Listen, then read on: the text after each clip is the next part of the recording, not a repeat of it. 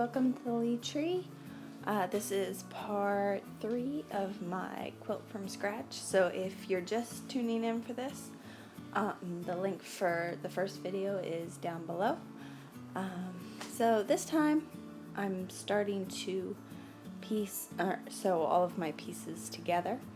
As you can see from the video, I'm going through one at a time, and when I get to a split square where it's 2 triangles, I sew them together first and then I treat it as a solid square.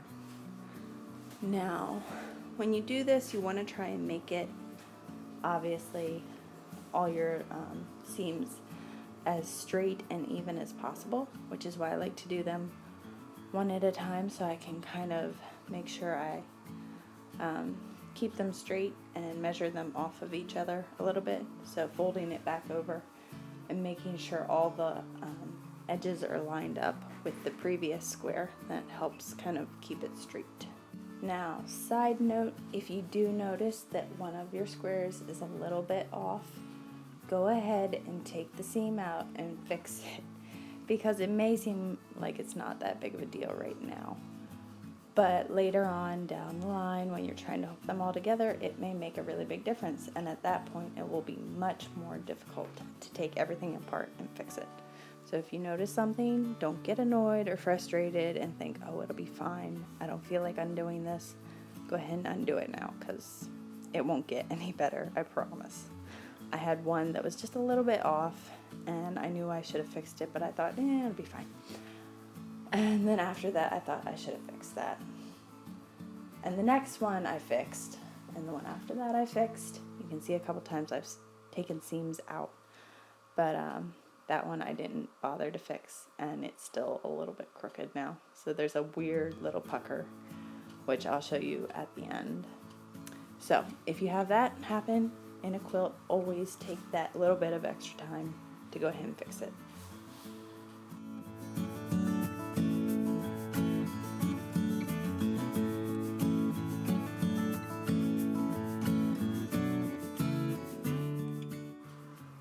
Mentioned earlier, the one that was a little bit puckered, you can see right there how one is a little bit narrower, it pulls together, it's not completely square.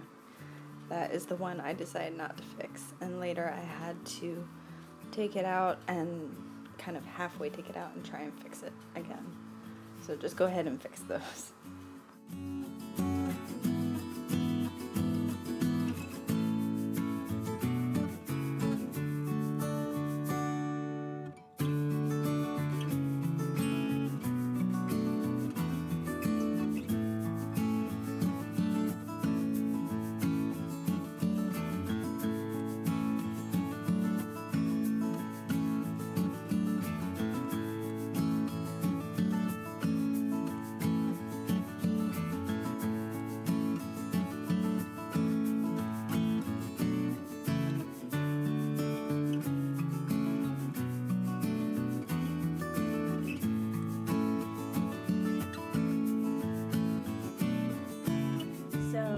Since that all happened so fast, I'm going to give you a quick recap on what I just did.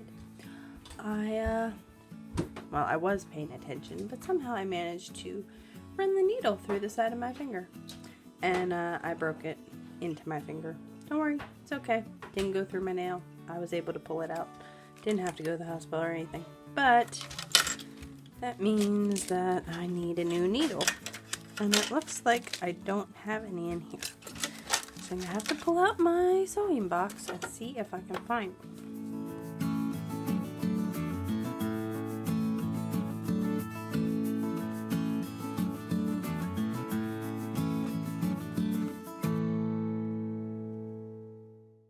It is also worth noting here that it's really important before you get going on something like this to lay it out like I did in my last video, but also to take a picture of it laid out or draw a picture of where your pieces are supposed to go, because when you have them separated from each other like this, it's easy to get something flipped around the wrong way, and it doesn't look that off because it's just, the triangles are just flipped in the direction they're supposed to be.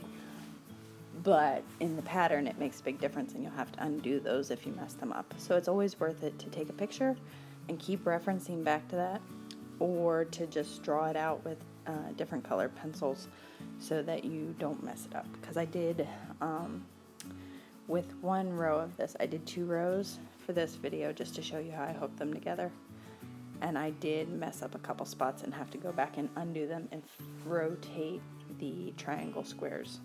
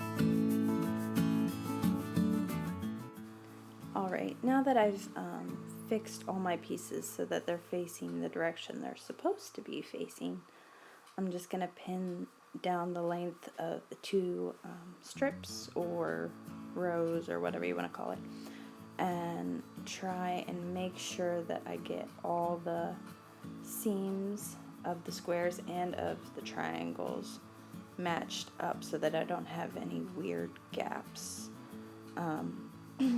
which happens pretty easily, especially when you're using a sewing machine. I think it's probably a little bit easier to avoid if you're hand sewing, because you can see those a lot easier. The sewing process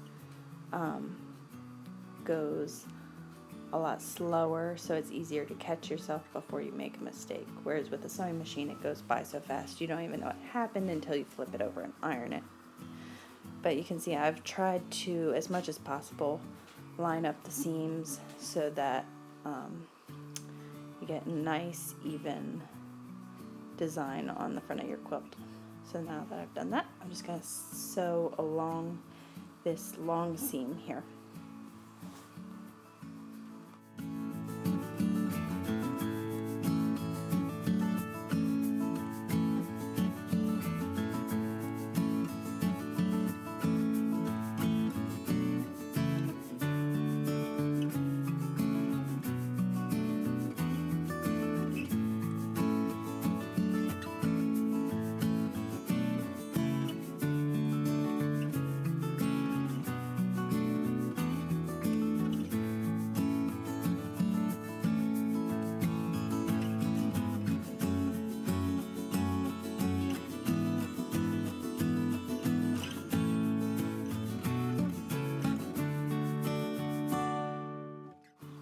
So now that I've got them all sewed together, I'm just ironing the seams flat.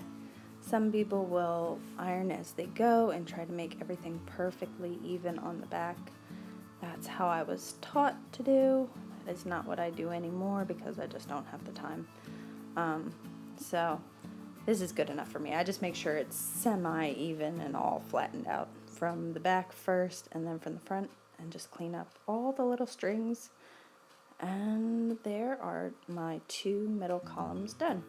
So I will just continue doing this until I have all of my pieces hooked together, which may take me some time, so it'll be probably a while until installment 4 comes along. But I'll try and get it done as quickly as possible, and it'll be linked in this video when it comes out. Don't forget to like and subscribe, that way you don't miss it when it does come out, because like I said, it won't be anytime real soon. But there are my 2 columns done, and sorry it's a little bit blurry. You can see that's the puckery spot where I didn't bother to go back and fix it. And there's a small gap there where those are a little bit off. But all in all, it's pretty straight, and once it's all done and in a blanket on a bed, it'll get crumpled up all the time. You won't even notice that little pucker. So I'm not worried about it. Thanks for watching, and I'll see you guys again next time. Bye.